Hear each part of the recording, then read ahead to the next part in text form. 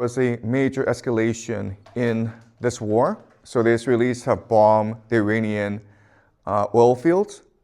And in response, the Iranians now are attacking the energy infrastructure of the GCC. Okay, so let's have a look at what this attack looks like. This is Qatar.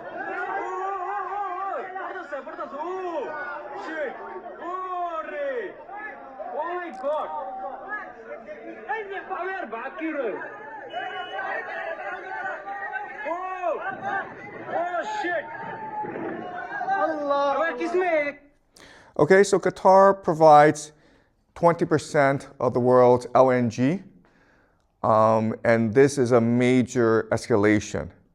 And again, as I pointed out last class, the entire strategy of Iran is to destroy the global economy, okay? And this is how it will do so.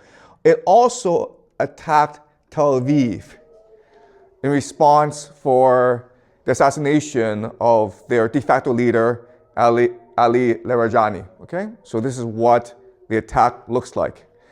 As you can see from this picture, this is a cluster warhead, and it is impossible for air defense to stop this. So Tel Aviv is getting pummeled. We don't have footage because it's being censored right now. And you would think that the Israelis would want this war to end as soon as possible because Tel Aviv and other cities are getting destroyed in this war. And again, there's really no way for the Israelis to defend themselves against Iranian ballistic missiles. But unfortunately, there are many Israelis who are very happy about all this destruction. All right?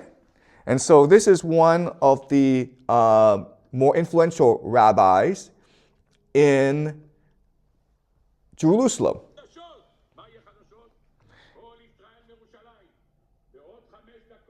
He's talking in Hebrew, but what he's saying is that this war of destruction, it will bring about the return of the coming of the Messiah.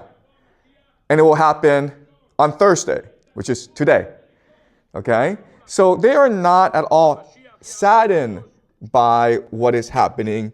In fact, they are quite animated. They're very excited about what's happening. So again, you cannot look at this war from a geopolitical lens. You have to look at it from an eschatological perspective. All right? So let us look at where we are in the war so far. And as you can see, it is a regional war, and both sides are seeking maximalist objectives. And what this means is the United States and Israel wants to destroy Israel, especially its capacity to be a nation state. And so right now, the Americans and Israelis are attacking their leadership, decapitating their leadership, as well as targeting their economy. And later on, as this war progresses and escalates, they will start to target civilian critical infrastructure, including water. Okay? And it's already happening. They also want to have a divide and rule strategy where they want to provoke ethnic conflict in Iran and divide Iran up into ethnic enclaves. And this is what we call balkanization. The Iranians, on the other hand, want to destroy the entire global economy. And you do that by attacking the energy infrastructure of the GCC. Because again, the entire basis of the global economy is cheap energy. Okay?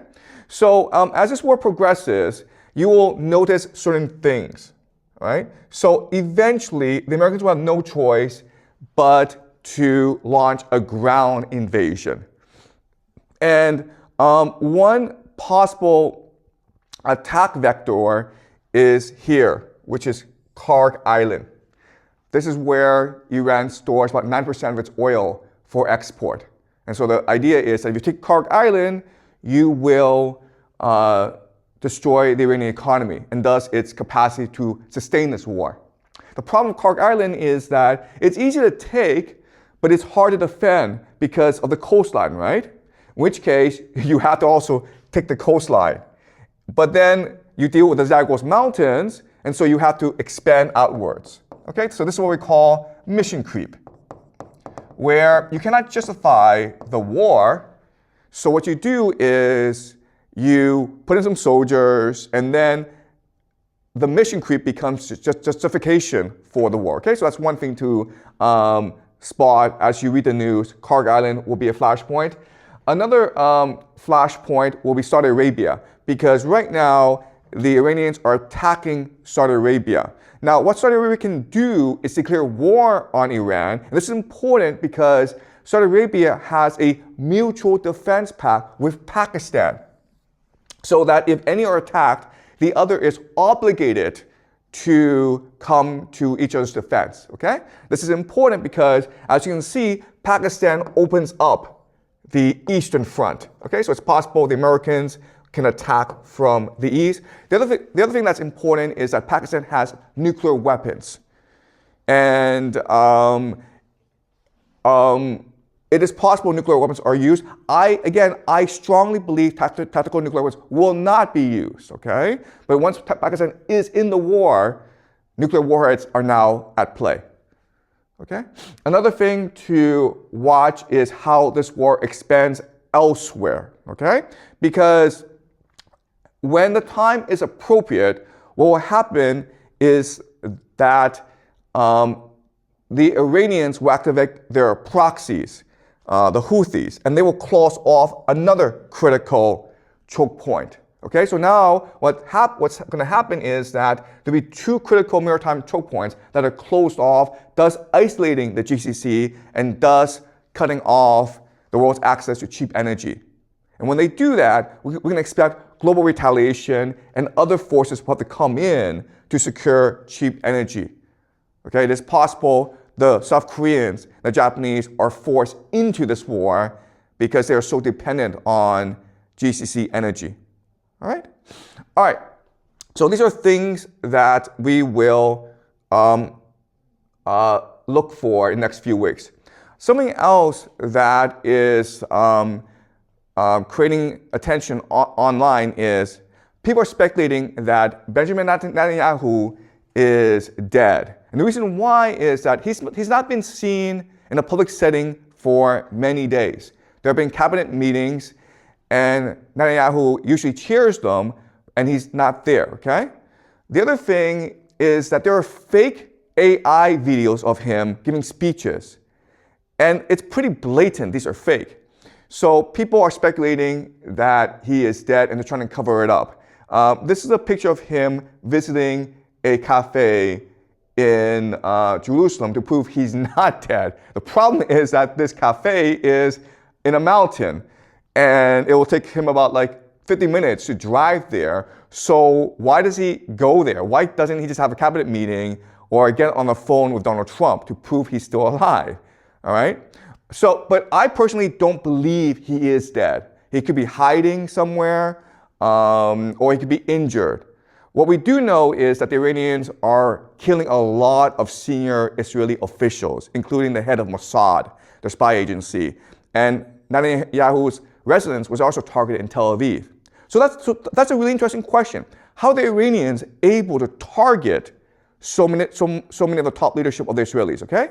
But not only that, but this is Ali Larijani, and he is the de facto head of the Iran war effort. And he was assassinated yesterday or 2 days ago. And the Iranians have confirmed this, okay? So he is confirmed to be dead. And analysts are extremely worried about this because he is a very pragmatic person.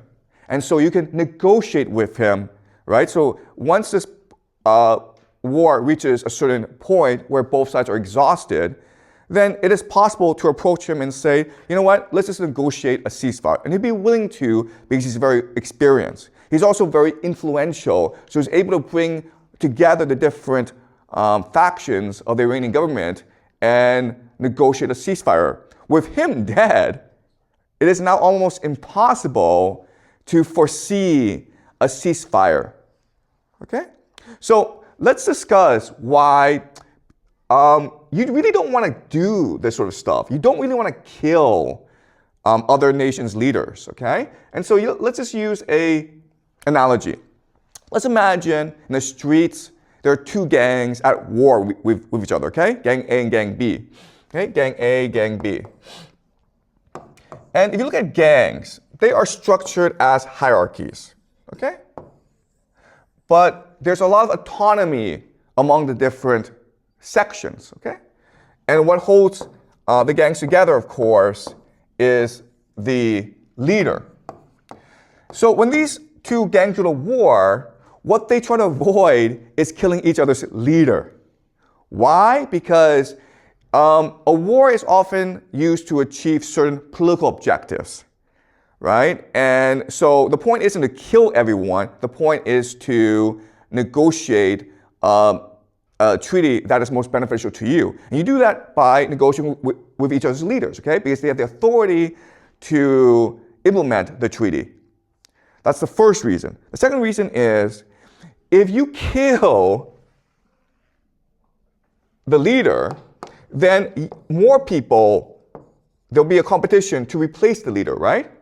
And during a gang war, the person who is most violent, the most extreme, will often become the new leader, okay? So by killing this leader, not only do you cause conflict among the gang, but you also cause a massive escalation in the conflict between these two gangs, and there's really no way out. That is why historically you do not target other nations' leaders, because then there's no off-ramp. Okay? So by targeting Larijani, the Israelis and the Americans have ensured that there will be no off-ramp now. This war we fought to the bitter end. And unfortunately, as we discussed previously, that is the objective here. The Israelis and the Americans are interested in maximalist aims to destroy Iran permanently. Okay? And the Iranians are also maximalists in that they want to destroy the global economy permanently in order to restructure reality itself.